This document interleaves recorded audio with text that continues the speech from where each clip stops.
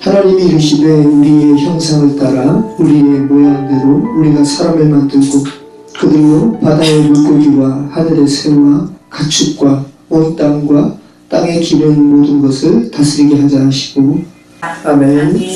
우리의 형상을 따라 우리의 모양대로 우리가 사람을 만들고 라는 제목으로 창조기사의 6번째 날의 사역에 대해서 우리 살펴보도록 하겠습니다.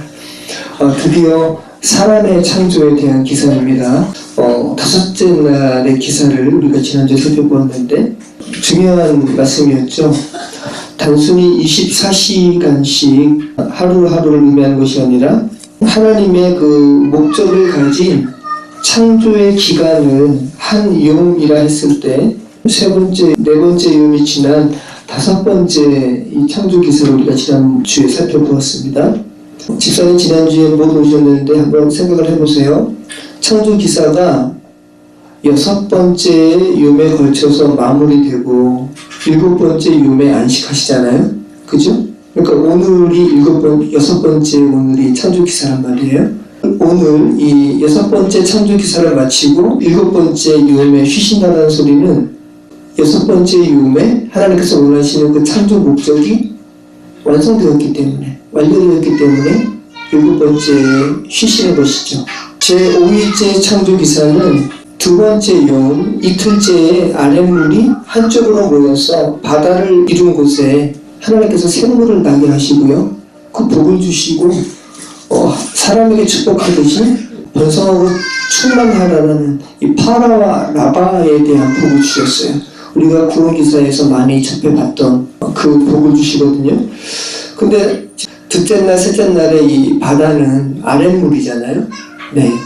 우리도 죽이는 물, 우리가 마셔야 하는 윗물이 아니라 하늘에 속한 물이 아니라 이 땅에 속한 물, 아랫물이 한쪽으로 모인 곳이 바다고 그곳에 생물을 번성하게 하신 것을 우리가 어떻게 이해해야 하는가? 단순히 번성뿐만 아니라 복까지 주시는 이러한 하나님의 사역에 대해서 우리가 어떤 생각을 가져야 하는가라는 부분에 대해서 우리가 지난주에 살펴보았어요. 6번째 용, 오늘 하나님의 형상으로 회복되는 여정 가운데 들어갈 정도의 성숙된 이 성도들에게 5일째 5번째 용에 있는 바다 생물의 번성은 하등 영향을 끼치지 못하는 것이라는 거죠. 우리는 이 시대의 악인의 번성에 대해서 저렇게 악한데 왜 저렇게 축복받는 것처럼 보이지? 왜 저렇게 잘 살지? 그런 모습을 보면서 우리는 마음이 요동칠 수가 있어요. 그런데 하나님의 형상으로 회복되는 여정까지 이른 사람은 그러한 악인의 잘됨에 대해서 더 이상 그의 마음에 번뇌하지 않고 요동하지 않을 정도로 성숙, 어떠한 자람이 있다는 거예요. 그렇기 때문에 그 5번째 유음을 거쳐서 6번째 유음에 하나님의 형상, 오늘 말씀처럼 하나님의 형상대로의 회복이 있게 되는 것입니다. 그래서 지난주 말씀에 제가 덧붙여서 말씀드린 것이 부정한 짐승과 정한 짐승을 나누는 레위기서의 정결 규례가 사도행전에 가서 극복되는 것을 제가 말씀을 드렸죠.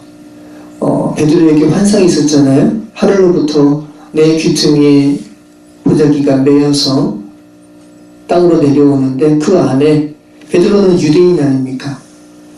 그가 너무나 잘 아는 부정한 짐승, 기는 것으로 대표되는 쇠라지 하는 것으로 대표되는 이 부정한 짐승이 잔뜩 있는 겁니다. 베드로가 기록을 하는데 하나님께서 뭐라 그러세요? 잡아먹으라. 저는 이거 한 번도 손을 댄 적이 없습니다. 저는 정결 규례를 지켰습니다. 라고 말씀을 드렸는데 하늘에서 뭐라 그러시는 겁니다. 내가 깨끗하게 한 거 너가 속되다 할 수 없다.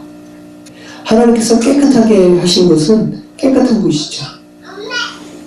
그래서 선과 악, 어둠과 밝음, 정한 것과 부정함으로 나누는 이 하나님의 나누심은 영원토록 지속되는 영원한 나눔이 아니라 그 나눔으로 인한 하나님의 빛을 사모하는 그 그 거룩의 세계로 인도하기 위한 하나님의 한시적인 나눔이라는 것을 제가 말씀을 드렸어요. 그렇게 거룩함을 인지하고 부정함과 거룩함을 나누지 않으면 부정함과 거룩함의 이 혼재되는 가운데 뒹구는 거 아닙니까? 돼지처럼. 그런데 거룩함과 부정함을 나눴단 말이죠. 그럼 내가 부정함 가운데 있으면 정결함 쪽으로, 그죠?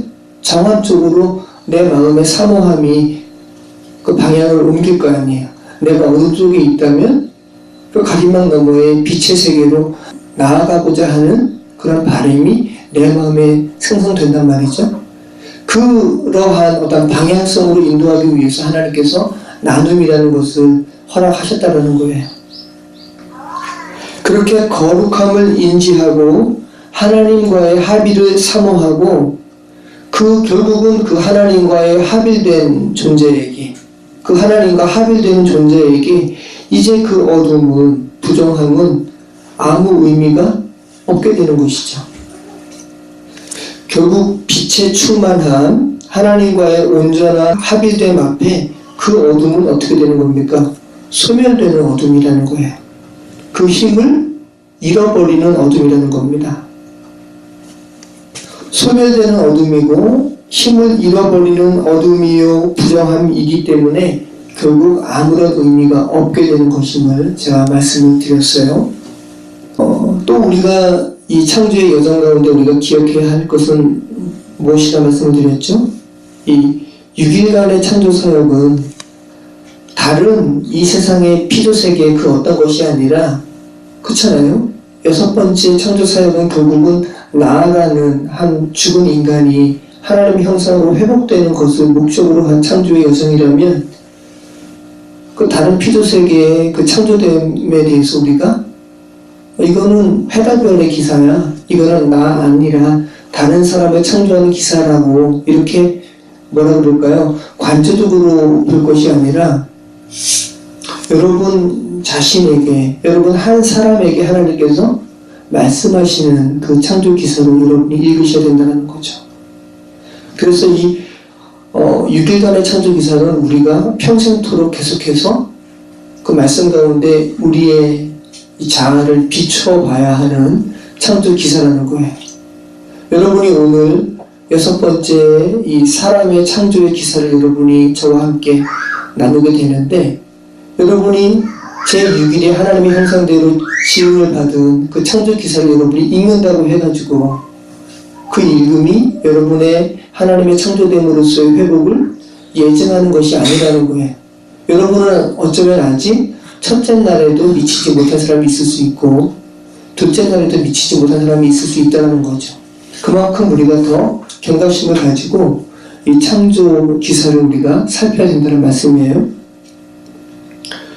겸손히 말씀 가운데 우리 자신을 내어 맡겨야 된다는 말씀입니다. 그래서 올해 아주 겸손하게 말씀 가운데 여러분을, 말씀의 바다 가운데 여러분을 내어 맡기셨으면 좋겠습니다. 마침 오늘 이 2016년의 첫 이 말씀이 사람의 창조네요. 그러니까 올해 2016년 가운데 하나님 주의 형상대로 온전함을 회복한 그 사람 되게 하여 주십시오. 이런 소망함을 가지고 우리가 말씀을 좀 살폈으면 좋겠습니다. 하나님이 이르시되 땅은 생물을 그 종류대로 내되 가축과 기는 것과 땅의 짐승을 종류대로 내라 하시니 그대로 되니라. 하나님이 땅의 짐승을 그 종류대로, 가축을 그 종류대로, 땅에 기는 모든 것을 그 종류대로 만드시니 하나님이 보시기에 좋았더라. 창조기사에서 이 계속해서 셋째 날의 식물들, 다섯째 날의 바다 생물과 하늘의 새에 이어서 여섯째 날의 짐승, 즉 광명체와 사람을 제외한 모든 창조물에 종류대로 만드셨다라는 구절이 반복되고 있어요. 이 종류대로라는 말의 이 민이라는 말은 창조기사와 노아의 방주에 들어가는 짐승과 관련해서, 그리고 레위기와 신명기의 음식과 관련된 정결 규례에서 나오는 말씀이에요. 종류대로. 또 에스겔 47장에 성전에서 발원한 물로 인해서 회복된 물에서 이 고기의 종류대로 풍성하게 될 것을 환상 중에 보이는 이 기사에서 이 종류대로라는 말씀이 나오고 있습니다. 종류대로 만드시고 종류대로 방주에 타게 하시고 종류대로 먹게 하세요. 이 종류대로라는 말은 어떤 뉘앙스로 여러분 느껴지십니까? 주께서 종류대로 만드시고 노아에게 종류대로 부정한 것과 정결한 것 종류대로 방주에 타게 하시고 또 너희가 먹을 것은 이것이니 하면서 종류대로 먹을 것과 종류대로 부정한 것을 나누시는 이 하나님의 이 종류대로라는 말씀에 여러분 어떤 것을 느낄 수가 있어요? 진화가 아니라 창조라는 지극히 당연한 것을 논할 필요도 없죠. 이 말씀은 그 종류대로라는 말에 우리는 창조기사와 노아의 방주 사건이라든지 또 레위기와 신명기 이 모든 것들이 인간의 구원에 관련된 것들에 대한 이 기사인 것이죠. 인간의 구원에 관해서 이 종류대로라는 말이 나온다는 것은 우리의 구원 사역에 있어서 무엇을 느낄 수 있는 말씀입니까? 하나님의 주도성, 하나님께서 주도적으로 우리의 구원의 사역을 이끌어 가심을 우리가 명확하게 알 수 있는 이 말이 종류대로라는 말이에요. 26절 말씀, 하나님이 이르시되 우리의 형상을 따라 우리의 모양대로. 자, 이제 하나님의 모양대로 사람이 지어지는 장면이 나와요. 하나님이 이르시되 우리의 형상을 따라 우리의 모양대로 우리가 사람을 만들고 그리고 바다의 물고기와 하늘의 새와 가축과 온 땅에 기는 모든 것을 다스리게 하자 하시고 26절은 지금 실질적으로 사람이 창조되는 상태가 아니죠. 실제로 사람이 창조되는 것은 27절에 창조가 되는 것이고 26절은 하나님의 계획이죠. 하나님의 신중 가운데 하나님의 의논이에요. 사람의 창조와 관련돼서 하나님의 의논이 하나님의 생각이 창조기사에 기록되고 있다는 거예요. 흥미롭죠? 여자와 남자, 이 사람을 창조하시기 전에 사람의 창조와 관련된 하나님의 계획을 엿볼 수 있는 문장이 우리가 읽은 26절이라는 겁니다. 우리의 형상을 따라, 하나님의 형상이에요. 성부, 성자, 성령이라는 삼위일체적인 이 신적 인격의 충만한 가운데 서로 연합된 가운데 사람의 창조에 대해서 서로 의논하고 있는 모습을 창세기 1장 26절이 말씀하고 있다는 거예요. 우리의 창조에 대해서 하나님께서 의논하고 계신다는 거예요. 또 우리가 인지해야 할 것은 하나님의 형상을 지닌 사람의 창조를 계획하는 단계에서 그 하나님의 의논에는 바라라는 말 대신에 이 바라라는 말은 무에서 유로 창조하는 신적 창조에 이 바라라는 말이 쓰인다고 했잖아요. 근데 이 아싸라는 말은 그냥 이 세상에 있게 되어진, 존재되어진 어떤 것을 가지고 제3의 다른 것을 만드는 행위가 이 아싸거든요. 그런데 27절에 이 사람의 창조는 바라예요. 그런데 26절에 하나님의 의논 가운데, 하나님의 계획 가운데, 하나님의 생각 가운데 우리가 사람을 만들고라는 이 만들고는 이 아싸예요. 바라가 아니라 아싸입니다. 그러니까 무엇을 말씀하고 있는 거예요? 인간도 역시 하나님의 뭐라는 것을 드러내고 있습니까? 피조물이라는 거죠. 저와 여러분 인간을 하나님께서 만드신 우리는 그분의 피조물이라는 거예요. 또 26절에 어떤 부분이 나타나고 있습니까? 사람을 만든 목적이 나타나고 있죠. 6일간의 창조기사 가운데 주께서 여러 것들을 만드셨어요. 그 만드신 모든 것들을 다스리는 어떤 대상을 만드셨는데 그 대상이 뭐라는 겁니까? 사람이라는 거예요. 주께서 6일간의 창조의 이 요음 가운데 만드신 그 모든 것들을 다스리게 하자라는 통치에 관한 부분이 이 26절에 나오고 있어요. 여러분 한번 잘 생각을 해보세요. 26절에 하나님의 의논에서 우리는 피조된 하나님의 형상을 가진 나라는 이 내가 누구인가라는 물음에 대한 답을 우리가 갖게 돼요. 우리는 살아가면서 여러 생각을 하게 됩니다. 나는 왜 여기 있지? 우리는 왜 한국에 있을까요? 그리고 왜 우리는 과거에 있지 않고 조선시대에 있지 않고 지금 왜 이 시대에 또 이런 환경 가운데 내가 있을까? 너무 힘들다. 너무 고통스럽다. 그렇잖아요. 이런 생각들을 하게 되는 거예요. 내가 왜 여기 있는가? 혹은 내가 존재하는 이 상황이 도대체 뭔가? 언제 이 상황은 끝나는가? 또 나의 미래의 시간은 어떻게 되는가? 라는 이 질문 우리가 하잖아요. 산다는 것이 무엇인가? 이 질문을 우리가 지금도 하잖아요. 제가 이 설교문을 쓸 때도 했어요. 결국은 그 질문은 뭡니까? 내가 존재하는 이것은 뭔가? 나의 미래의 시간은 어떻게 되는 것이고 나의 이 상황은 도대체 무엇인가? 라는 질문은 내가 누구인가? 라는 질문이죠. 내가 누구이지? 내가 누구이길래 여기 있는 거야? 내가 누구길래 도대체 이런 상황이 내게 주어지는 것이야? 라는 생각을 우리는 하게 된단 말이죠.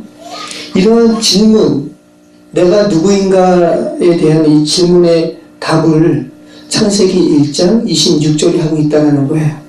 너는 하나님의 피조물이야. 그리고 너는 그냥 이 세상에 만들어진 이 세상에 피조된 존재가 아니라 너는 하나님께서 그분의 그 삼위일체라는 신적 연합 깊숙한 그 의논 가운데서 그 하나님의 계획 가운데서 너는 피조된 존재야. 그리고 너는 어떤 목적을 가지고 이 세상에 태어났어. 하나님의 모양대로 이 세상에 태어났고 또 너는 이 세상의 모든 것들을 다스리는 그 존재로 너는 이 세상에 하나님께서 만드셨어. 이 세상의 모든 것들, 너가 지금 억눌리는 너의 삶을 옥죄하는 그 상황들을 너가 오히려 그 모든 것들을 다스리는 통치력 있는 그 권세 있는 자로 하나님께서 너를 이 땅 가운데 보내셨어 라는 답을 하나님께서 하고 계시다는 거예요. 1장 26절의 말씀에서 여러분 하나님께서 유대간의 창조 사역 가운데 만드신 모든 것들을 다스리게 하자라는 그 다스림에 대한 대상이 단순한 동물이 아님을 여러분 알고 계시죠? 여러분이 영향받아온 여러분이 접촉하는 모든 것들을 의미하는 거예요. 여러분이 지금까지 살아오시면서 혹은 지금도 여러분이 영향받고 때로는 그것으로 인해서 분노하고 절규하고 때로는 낭망하게 되는 그 모든 것들 있잖아요. 그런 모든 상황들 그것들 하나님께서 거기에 얽매이지 말고 휘둘리지 말고 다스리는 존재로 하나님의 형상을 부여하셔서 이 땅 가운데 보내신 존재가 바로 지금 이 상태에 있는 저와 여러분이라는 사실입니다. 때로 여러분들을 억압하는 환경들이 있어요. 때로 그것에 눌려서 우울에 빠지기도 해요. 또 다른 일탈 행위에 우리 빠지기도 합니다.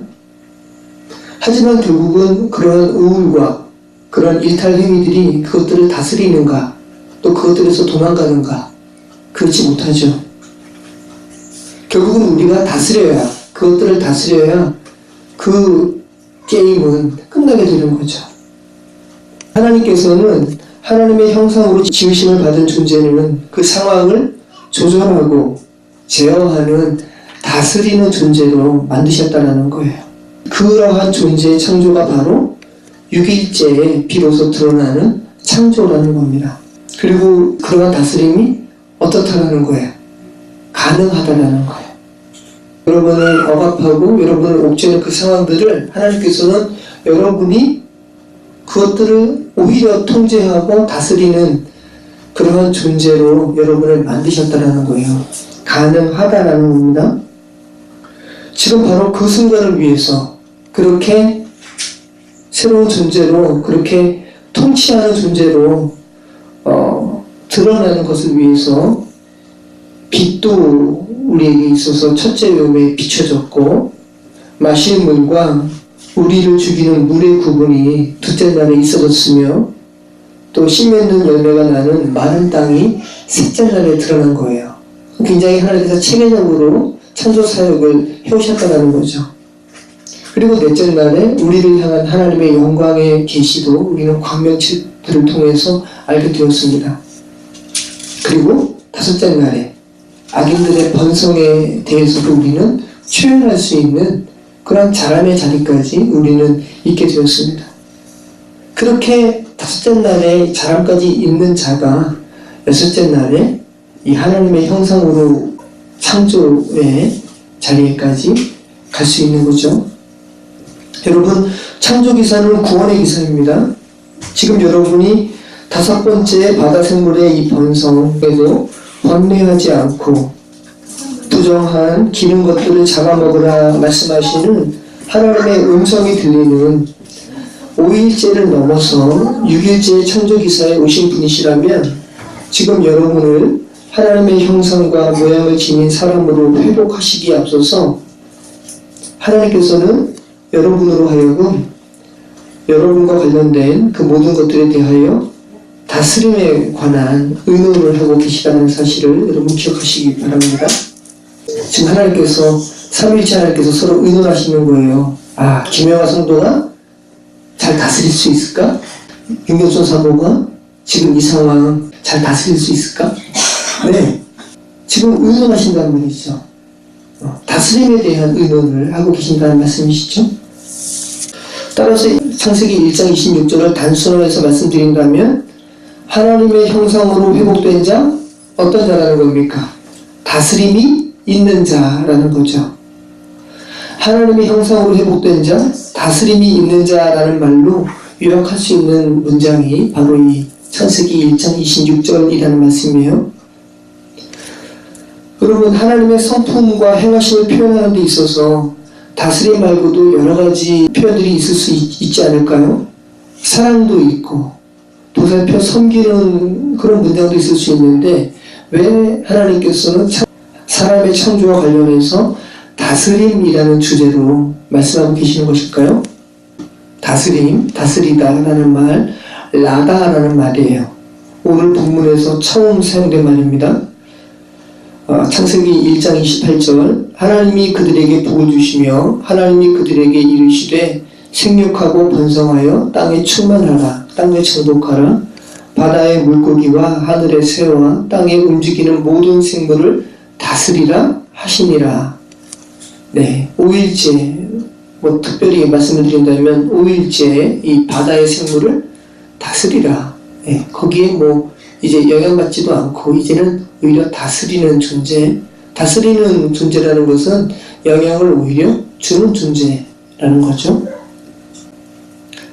통치하다, 지배하다, 짓밟다라는 의미를 가지고 있어요. 가장 적합한 의미는 무엇일까요?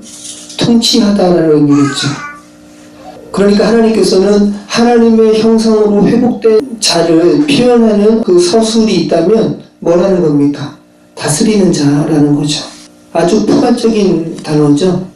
사랑으로 우리는 다스릴 수 있고요, 인내로 다스릴 수 있고 통치할 수 있는 거죠. 라다, 다스리다라는 말이 그렇게 많이는 나오지 않지만 레위기 25장에 희년에 관해서 기록하면서 이스라엘 자손을 종으로 회하에 둘 때 엄하게 부리지 말 것을 이야기할 때 이 라다라는 말이 쓰이고 있어요. 무슨 말입니까? 함부로 통치하지 말 것을 의미하고 있는 것이죠. 이사야 41장에는 메시아의 통치와 관련돼서 이 라다가 나오고 있습니다. 이사야 41장 2절입니다. 누가 동방에서 사람을 일깨워서 공의로 그를 불러 자기 발 앞에 이르게 하였느냐? 열국을 그의 앞에 넘겨주며 그가 왕들을 다스리게 하되 이 메시아의 이 예언의 기사에 라다가 나오고 있는 거예요. 그들이 그의 칼에 티끌 같게 그의 활에 불리는 초계 같게 하매.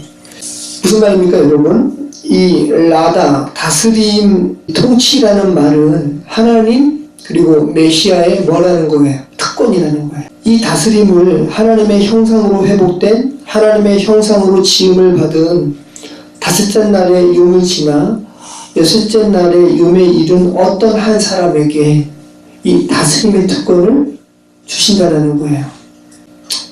여러분 구원은 1대1이죠. 지난주에도 말씀드렸지만 이 세상에 여러분 한 분만 계셨어도 하나님은 여러분에게 하나님의 구원에 대한 그 하나님의 마음을 알아채실 수 있도록 이 광명도 허락하셨을 것이고 또 성경 말씀을 통한 깨달음의 빛을 여러분에게 허락을 하셨을 거예요. 그러니까 오늘 이 말씀을 읽으시면서 혹은 제 말씀을 들으시면서 여러분은 1대1로 여러분에게 말씀하시는 그 말씀으로 들으셔야 되는 거죠. 이 라다, 이 다스림이라는 이 특권을 다섯째 날에 용을 지나 여섯째 날에 이른 어떤 한 사람에게 다섯째 날을 지금 집사님께서 지나셨다면 지금 집사님에게 이 다스림에 대한 이 권세를 주시는 거죠. 살리심을 받고 다섯째 용 가운데 아랫물의 이 두통 커플들이 한 커플, 두 커플, 세 커플, 네 커플, 다섯 커플 벗겨진 어떤 이에게 다스림의 권세를 하나님께서 주시는 거예요. 여러분 가만 보면 신약에서 사람들이 두려워하는 이 자연, 이 광풍을 메시아이신 예수 그리스도께서 어떻게 하시죠? 다스리시죠. 하나님의 형상을 온전히 담으신 분 누구십니까? 예수 그리스도시죠. 네, 우리를 지금 예수 그리스도처럼 하나님의 형상을 담은 존재로 여러분을 창조하고 계시거든요. 그 하나님의 형상으로 온전히 회복된 자가 예수 그리스도시죠. 그리고 그 예수 그리스도께서는 이 창세기 1장 26절, 27절, 8절에 주께서 말씀하시는 이 다스림의 권세를 어떻게 활용하시는지, 어떻게 이 다스림의 권세로 인간들이 무서워하는 창조 세계의 것들을 다스리는지 예수님께서 보여주시죠.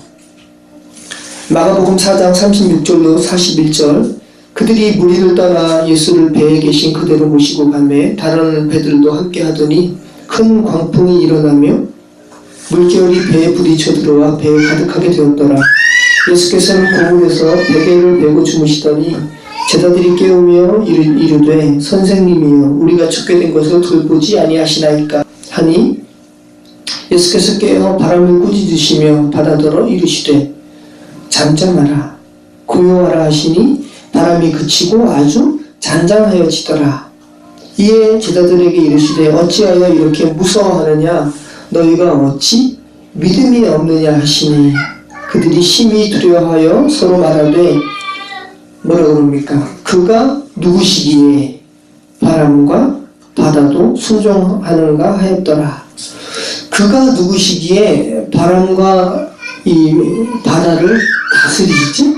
여기에 대한 여러분의 이 답은 무엇입니까? 그가 메시아이시기에 바람과 바다를 다스리는 거지라고 여러분은 말씀하실 수 있는 거죠.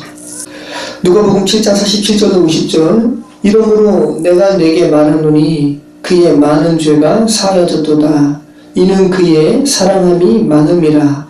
사함을 받은 일이 적은 자는 적게 사랑하느니라. 이에 여자에게 이르시되 내 죄 사함을 받았느니라 하시니 함께 앉아있는 자들이 속으로 말하되 이가 누구이기에 죄도 사하는가 하더라. 예수께서 여자에게 이르시되 내 믿음이 너를 구원하였으니 평안히 가라 하시니라. 예수님께서 시몬의 집에 들어가셨는데 어떤 여자가 와서 옥합을 깨고 흐느껴 울며 엎드리는 거죠. 그랬더니 사람들이 수군거리는 겁니다. 선지자라면 이 여인이 죄 많은 여인인 줄 알 터인데 어떻게 자기에게 가까이 오는 것도 마다하지 않으시는가. 이들의 말을 예수님께서 다 아시죠. 그런데 아랑곳하지 않으시고 그 여자에게 직접 말씀하시는 거예요. 내 죄사함을 받았느니라. 그러니까 사람들이 뭐라 그러는 겁니까? 속으로 말하는 거예요. 이가 누구이기에 죄도 사하는가? 이 말씀은 다른 말로 말씀하시면 뭡니까? 하나님의 형상으로 온전히 이 땅에 오신 예수 그리스도께서는, 이 메시아로 이 땅 가운데 오신 이 예수님께서는 풍랑과 바다를 다스린 것뿐만 아니라 죄도 다스리는 분이심을 말씀하고 계시는 거죠. 그리고 여러분, 예수님께서 천국에 대하여 말씀하시면서 한 문화 맡겼더니 어떤 종은 장사해서 10문화를 하나님께 드리고요, 어떤 이는 5문화, 어떤 이는 1문화. 그냥 1문화는 뭡니까? 그냥 받은 그대로 예수님을 왕으로 인정하지 않았기 때문에 1문화 그대로 그냥 땅에 묻었습니다. 그랬더니 예수님 오셔가지고 10문화 이득 본 자에게 뭐라 그러시죠? 10고울의 권세를 너가 가지게 될 것이다. 그리고 5문화의 이득을 본 이에게는 너는 5고울의 권세를 가지게 될 것이다 말씀하셨습니다. 지금 뭐 다스림에 대한 부분이니까, 자, 10고울 권세, 5고울의 권세라고 주께서 이 비유로 말씀하시는 것은, 10고울 권세라는 것은 뭐죠? 10고울 다스리는 권세, 5고울의 권세는 5고울 다스리는 권세. 그러니까 결국은 하나님의 나라는 뭐와 관련이 있다는 거예요? 다스림과 관련이 있다는 거예요. 여러분이 하나님을 믿는다 말씀하시면서 예수 그리스도를 구세주로 영접하셨고 세례까지 받으셨다 말씀하시지만, 여러분이 이 세상을 다스리는 것에 대해서 자신 없어 하시고, 또 다스림이 아니라 오히려 이 세상의 것들에 여러분이 휘둘리신다면 여러분은 하나님의 나라에 살고 계신 것이 아닌 거죠. 하나님의 나라에 대해서 주께서 말씀하시면서 다스림에 대한 말씀을 하고 계시다는 것을 여러분 기억하실 필요가 있는 겁니다. 역사를 통해서 우리는 잘 알죠. 잘 다스린 왕 밑에 있는 백성들은 어떻습니까? 행복하죠. 예. 그러니까 다스림은 굉장히 중요한 하나님 나라의 핵심이라는 거죠. 그러니까 우리도 저 아이들이 행복하려면 여러분이 하나님의 형상으로 잘 회복이 되셔야 되는 거예요. 하나님이 이르시되 우리의 형상을 따라 우리의 모양대로 우리가 사람을 만들고 그들로 바다의 물고기와 하늘의 새와 가축과 온 땅과 땅에 기는 모든 것을 다스리게 하자 하시고, 하나님의 형상을 따라 지음받은 자라는 것은 그 사람을 통해서 하나님을 느낄 수 있는 그 성품이 담긴 존재라는 거지, 그의 존재됨이 하나님이라는 것을 의미하는 것은 아니죠. 이 만들고라는 이 아싸라는 단어에서 분명히 하고 계십니다. 우리는 하나님의 피조된 존재입니다. 하나님께서 말씀하세요. 우리의 형상을 따라, 째렘이라는 말이에요. 형상, 이미지라는 의미예요. 저의 이 외적인 이미지가, 외적인 이 실루엣이 하나님의 이 형상이라고 오해하시면 안 되겠죠. 인간의 외적 모습이 아니라 우리가 하나님의 형상으로 지음받았으니까 직립보행하는 이러한 모습일 것이라고 한정하는 것도 참 우습죠. 그냥 말 그대로 이미지라고 인식하시면 좋으실 것 같아요. 하나님의 형상, 이미지입니다. 죄로 왜곡된 이 사람의 형상이, 죄로 왜곡되었던 저와 여러분의 형상이 하나님의 이미지로, 하나님의 형상으로 회복되는 것이라는 말씀이에요. 우리의 형상, 우리의 이 째렘을 따라, 그 다음에 우리의 모양대로, 이 데모트라는 말씀입니다. 째렘과 구별하기가 쉽지 않아요. 그래서 째렘과 데모트 같은 의미로 사용하기도 해요. 째렘이 이미지라면 이 데모트는 라이크네스예요. 닮음, 무엇 같음, 이런 의미예요. 구별하기 쉽지 않죠? 자, 하나님과 닮은 것, 하나님의 어떤 성품을 의미한다고 우리가 봐야 될까요? 아무튼 말로 설명하니까 어렵지만 이미지와 닮음, 무엇을 말씀하는지 여러분 좀 어렴풋이 감이 잡히시죠? 하나님은 영이십니다. 그래서 하나님은 살과 피가 없으세요. 보이지 않는 그 하나님을 하나님께서 이 피조세계에 보이는 존재로 무엇을 만드셨다는 거예요? 사람을 만드셨다는 거예요. 그러니까 여러분께서 하나님의 형상으로 회복되신 분이시라면 이 피조세계들이 여러분의 모습을 보고 누구를 느낄 수 있어야 한다는 겁니까? 하나님을 느낄 수 있을 때 여러분은 성경이 말하는 하나님의 형상으로 지음받은 존재라는 거죠. 1대1이라 말씀을 드렸잖아요.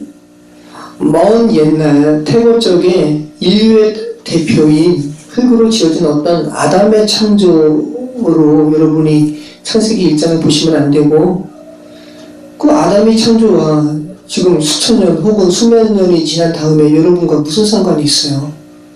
그 아담의 얘기를 여러분에게 하시는 것이라니까요. 먼 옛날 태고 쪽에 인류의 대표인 이 아담을 창조하신 성경책의 한 문장으로 읽지 마시고 여러분 자신을 창조하시는 지금 바로 그 순간을 담은 문장으로 여러분이 보셔야 된다는 것이고, 그렇게 읽으셔야 한다는 거예요. 여러분이 온전한 하나님의 형상으로 회복이 되면 이 세상은, 이 바울이 얘기하죠. 이 피조세계는 하나님의 아들들이 나타나는 것을 어떻게 한다? 고대한다. 여러분이 온전한 하나님의 형상으로 회복이 돼서 이 문을 밖에서 바깥으로 나가는 순간 저 나무들, 저 하늘은 하나님의 형상으로 회복된 한 사람의 창조를 보는 거예요. 그리고 기뻐하는 겁니다. 너무 기쁜 순간이기 때문에 하나님께서 보시기에 힘이 좋으셨다. 이 여섯째 날에는 그 말씀하고 계시죠. 힘이 좋으셨다.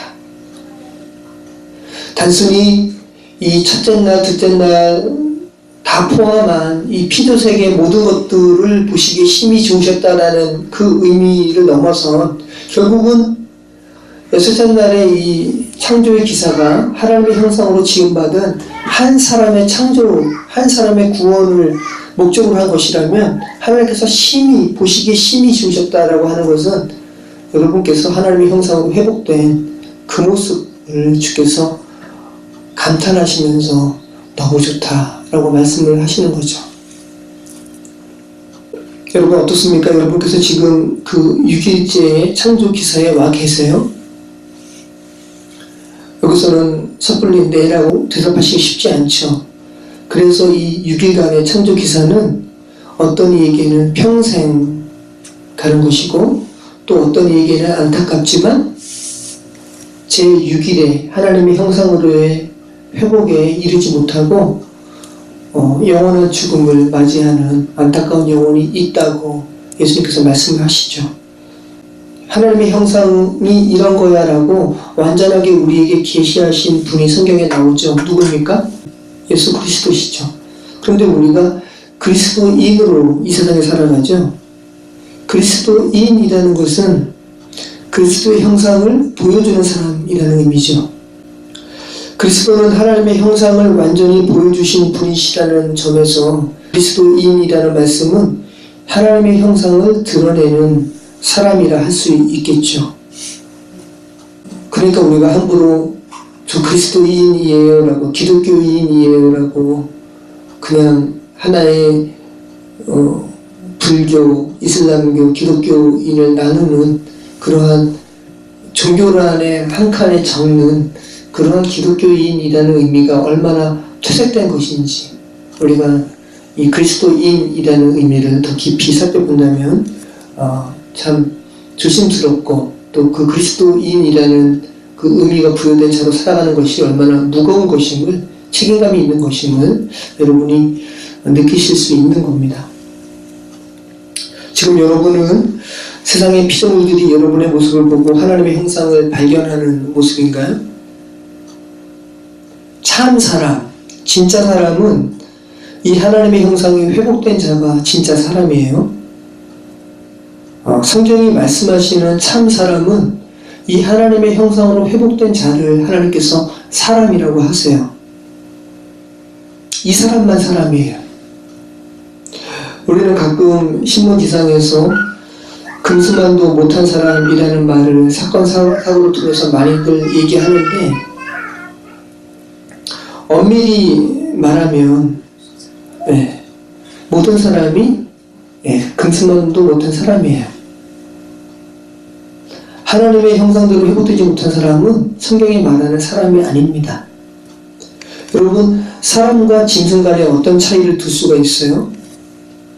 짐승도 자기 새끼 대신해서 자기 살점을 뜯기면서 죽어가죠. 가시국인가? 그렇죠? 네.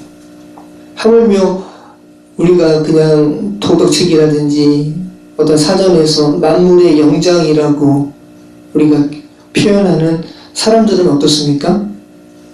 게임에 빠져서 자기 아이를 굶어 죽이는 존재가 사람이잖아요. 네, 사람이 얘기하는 사람, 진짜 사람이 아니죠. 무슨 차이가 있어요? 짐승만도 못한 것이 소위 말하는 사람이 맞아요. 사람들이 얘기하는 사람이 맞아요. 그러한 존재, 금수만도 못하고 짐승만도 못한 그런 존재에서 하나님의 형상으로 회복된 사건이 어떻게 창조의 기사가 아닐 수 있어요? 놀라운 창조의 기사인 거죠. 무에서 유를 창조하는 기사가 맞는 거죠. 그래서 구원의 기사가 창조의 기사고, 창조의 기사가 구원의 기사인 거죠. 천지가 요동할 만한, 경천 동지할 만한 사건인 거죠. 여러분이 정말 하나님의 형상으로 회복된 이 제6일의 창조 기사 가운데 여러분이 들어왔다면 정말 놀라운 사건인 거죠. 정말 바울이 그렇게 표현하는 피조 세계가 그토록 거대한 하나님의 아들들이 나타나는 것이라고 표현할 만큼 놀라운 사건인 거예요. 그리고 예수님께서는 이렇게 말씀하시잖아요. 누가복음 15장 7절에서 내가 너희에게 이르노니 이와 같이 죄인 한 사람이 회개하면 하늘에서는 회개할 것 없는 의인 99으로 말미암아 기뻐하는 것보다 더하리라. 하늘에서 이 땅을 보시는 거예요. 하나님께서. 그리고 어떠한 이 짐승만도 못한 어떠한 사람이 하나님의 형상으로 회복되는 것을 보세요. 그리고 그 보실 때 그 기쁨이 천국에 이미 있는 회개할 것 없는 99명으로 인한 기쁨보다 죽어있는 그 한 사람이 회개하고 하나님의 형상으로 회복되는 것을 보는 것보다 더 큰 기쁨이 없다고 말씀하시죠. 그러니까 하나님께서 창조기사 6일째 보시기에 심히 좋으셨다라고 말씀하는 거죠. 하나님께서는 이 세상에 하나님의 형상으로 회복되어야 하는 이들을 위해서 단계적으로 구원의 사역을 수행하세요. 보이지 않는 하나님의 형상을 우리 눈에 보이는 하나님의 형상을 온전히 계시하신 예수 그리스도로 우리에게도 보내시는 겁니다. 요한복음 14장 8절로 14절에 8절 말씀, 9절 말씀에 이런 말씀이 있습니다. 빌립이 예수님의 제자예요. 빌립이 이르되 주여 아버지를 우리에게 보여주옵소서. 그리하면 족하겠나이다. 예수님께서 뭐라 그러십니까? 야, 내가 이렇게 오랫동안 너에게 있었는데 하나님의 형상으로 계시된 내가 육신으로 와서 이렇게 오랫동안 너에게 있었는데 너 아직도 아버지를 나한테 보여달라 그래? 너희가 내 모습에서 아버지 보지 못하면 너희는 하나님 너희 볼 수 없어 라고 말씀하고 계시는 거죠. 빌립아, 내가 이렇게 오래 너희와 함께 있으되 내가 나를 알지 못하느냐? 나를 본 자는 아버지를 보았거늘 어찌하여 아버지를 보이려 하느냐? 로마서 8장 27절로 32절 말씀 중에 29절 말씀, 하나님이 미리 아신 자들을 또한 그 아들의 형상을 본받게 하기 위하여 미리 정하셨으니, 하나님께서 어떤 이들을 하나님의 형상으로 회복하시기 위해서, 아버지 하나님은 영이시니까 그들이 따라올 수가 없잖아요. 그들이 하나님의 형상이 무엇인지 알지 못하니까 하나님 아버지를 온전히 계시하신 아들을 보내셔서 아들의 형상을 본받게 하기 위해서. 고린도전서 15장 47절로 57절 말씀 보면 바울이 창세기 말씀을 염두에 두고 이 고린도 교회에 쓴 서신이 있어요.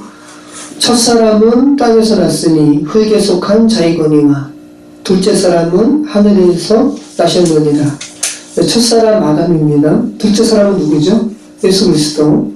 무릇 흙에 속한 자들은 저 흙에 속한 자와 같고 무릇 하늘에 속한 자들은 저 하늘에 속한 이와 같으니 우리가 흙에 속한 자의 형상을 입은 것 같이 우리가 아담이죠. 다 아담입니다.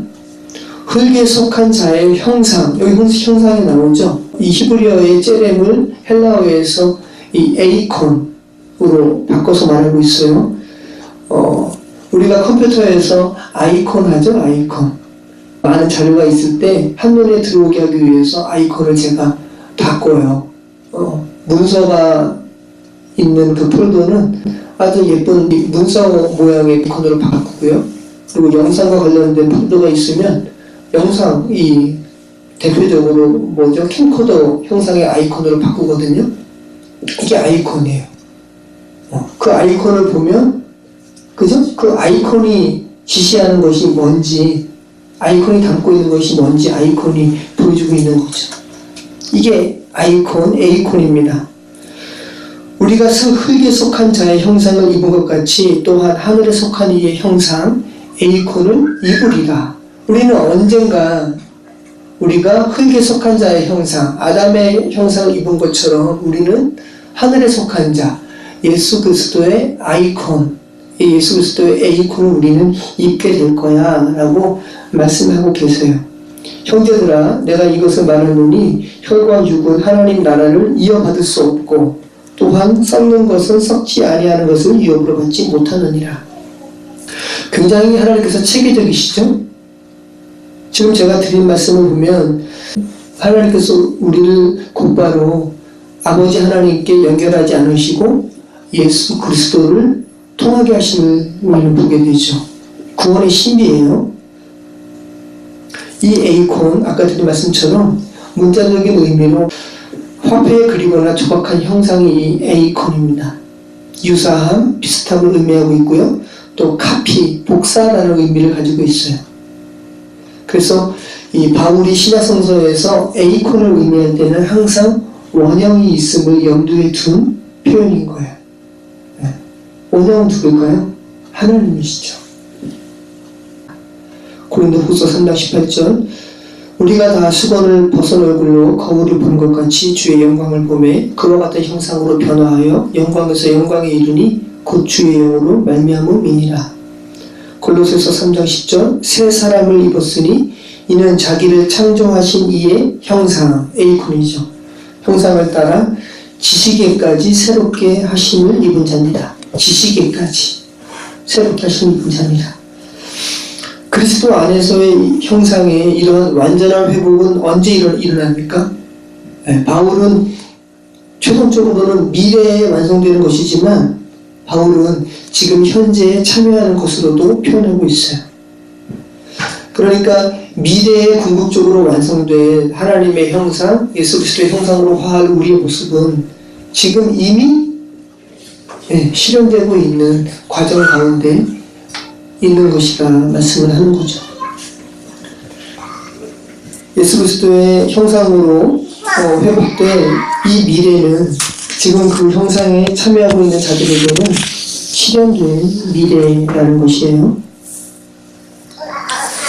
하나님이 자기 형상 곧 하나님의 형상대로 사람을 창조하시되 남자와 여자를 창조하시고 하나님이 그들에게 복을 주시며 하나님이 그들에게 이르시되 생육하고 번성하여 땅에 충만하라 땅을 정복하라 바다의 물고기와 하늘의 새와 땅에 움직이는 모든 생물을 다스리라 하시니라.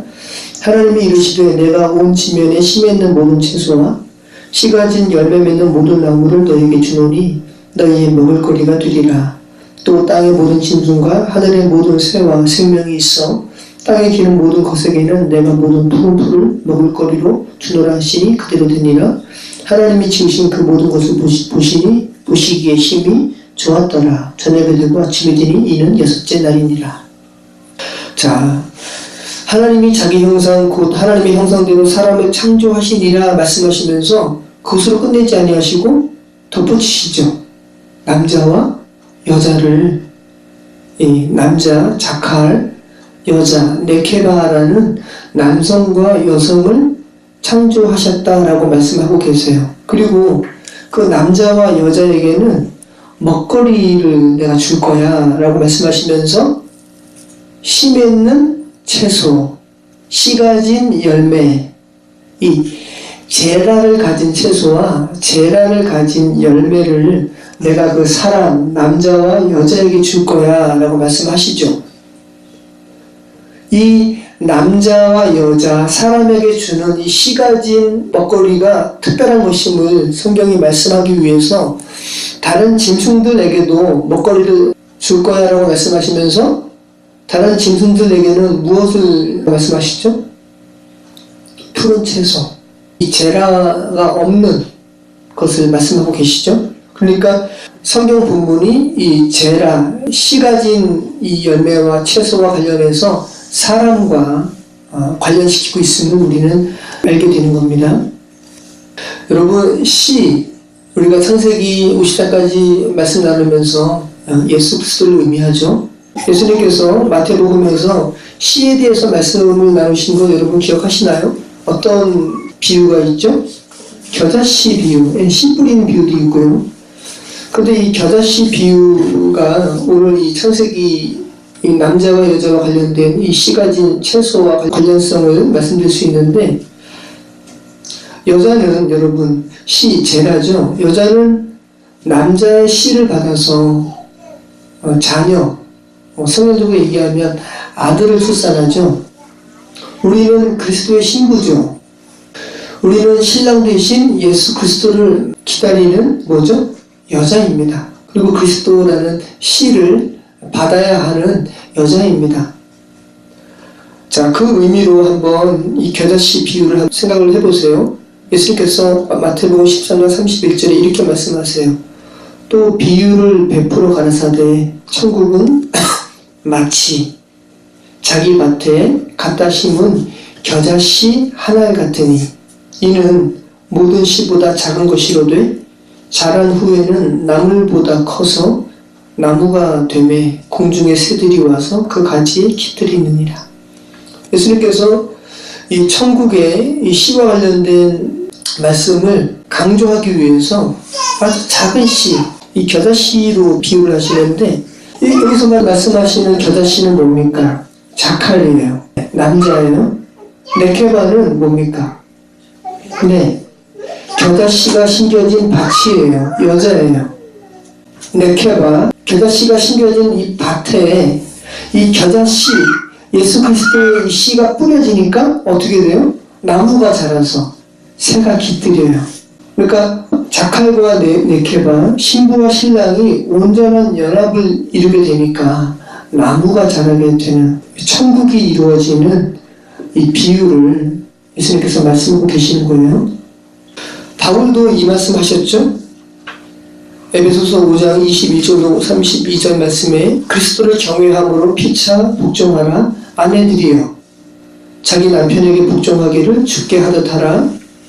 여러분 또 남편 좀 그런데 이런 말씀이 아니라 여러분 오늘 이 말씀으로 들으시라는 거예요. 자칼과 네케바. 이는 남편이 아내의 머리됨이 그리스도께서 교회의 머리됨과 같으니 그가 바로 몸의 구주시니라.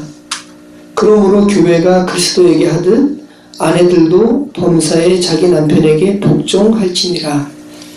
계속 이 교회와 그리스도와 관련해서 이 남편과 여자에 대해서 말씀하고 계시잖아요. 남편들아 아내 사랑하기를 그리스도께서 교회를 사랑하시고 그 교회를 위하여 자신을 주신같이 하라. 이는 곧 물로 씻어 말씀으로 깨끗하게 하사 거룩하게 하시고 자기 앞에 영광스러운 교회로 세우사 티나 주름 잡힌 것이나 이런 것들이 없이 거룩하고 흠이 없게 하려 하심이라. 29절 말씀부터 이렇게 말씀하시죠. 누구든지 언제나 자기 육체를 미워하지 않고 오직 양육하여 보호하기를 그리스도께서 교회에게 함과 같이 하나니 우리는 그 몸의 지체임이라. 그리스도의 지체라는 거예요. 그러므로 이 창세기 말씀하고 계세요. 사람이 부모를 떠나 그의 아내와 합하여 그 둘이 한 육체가 될지니 이 비밀이 크도다. 나는 그리스도와 교회에 대하여 말하노라. 내가 지금 결혼 얘기하는데 이것이 단순히 남자와 여자, 이 부부간을 말하는 것이 아니라 나 지금 이거 교회와 그리스도에 대해서 말하는 거야. 이 자칼과 네케바에 대해서 말하는 거야 라고 바울이 말씀하고 있죠. 남자와 여자, 이 자칼과 네케바가 하나가 될 때, 온전한 연합을 이룰 때 비로소 뭐를 맺힐 수 있어요? 열매를 맺힐 수 있어요. 그리고 그렇게 온전한 연합으로 인한 열매를 맺히는 그러한 온전한 연합을 이룰 때 주께서 주신 다스림의 명령을 온전히 수행할 수 있는 거죠. 그리고 그렇게 온전한 연합을 이룰 때 파라와 라바, 생육과 번성이 이루어지게 되는 겁니다. 한 말씀 더 하면 이사야 선지자도 이 남자와 여자의 결혼의 비유를 땅과 관련해서 묘사하고 있어요. 너는 또 여호와의 손에 아름다운 관, 내 하나님의 손에 왕관이 될 것이라. 다시는 너를 버리운 땅이라 칭하지 아니하며 다시는 내 땅을 황무지라 칭하지 아니하고 오직 너를 헵시바, 나의 기쁨이 그녀에게 있다. 오직 너를 나의 헵시바라 하며 내 땅을 피울라. 결혼하다라는 의미예요. 내 땅을 피울라라 하리니 이는 여호와께서 너를 기뻐하실 것이며 내 땅이 결혼한 바가 될 것입니다. 라고 이사야는 말씀하고 있어요. 말씀 마치도록 하겠습니다. 주님께서는 하아레츠, 땅, 그 여자가 홀로 있는 것을 기뻐하지 않으세요. 하나님께서는 그리스도 없이 여러분 홀로 있는 것을 기뻐하지 않으십니다. 그래서 하나님께서 남자와 여자를 창조하신 예수의 날의 사역을 말씀하시면서 보시기에 심히 기쁘셨다라고 말씀하시는 거예요. 하나님이 지으신 그 모든 것을 보시기에 심히 좋았더라. 저녁이 되고 아침이 되니 이는 여섯째 날이니라. 문자적으로는 보라 얼마나 좋으냐라는 말씀이에요. 단순히 좋은 것이 아니라 너무 좋다라는 거예요. 너무 좋구나. 지극히 좋구나라는 말씀이에요. 그냥 단순히 좋다라는 말씀을 넘어선 하나님의 감탄의 감정이 투영된 표현입니다. 여러분, 하나님의 형상으로 회복된 예수님의 사역을 보시고 이 창조를 보시고 하나님께서 너무 좋구나 라고 기뻐하시는 이 감탄이 지금 여러분의 감탄으로 지금 외쳐지세요? 6일째에 창조된 그 사람이, 그 아담이 다른 사람이 아니라 바로 저와 여러분 자신이라는 것을 여러분이 언젠가 깨달을 때 하나님께서 너무 좋구나, 사랑한다, 나의 형상으로 회복됐다라고 기뻐하시는 그 하나님의 마음을 여러분도 알게 되실 줄 믿습니다. 그리고 그 날이 속히 저희에게 임하기를 축원합니다. 기도하겠습니다. 참 좋으신 하나님 감사합니다.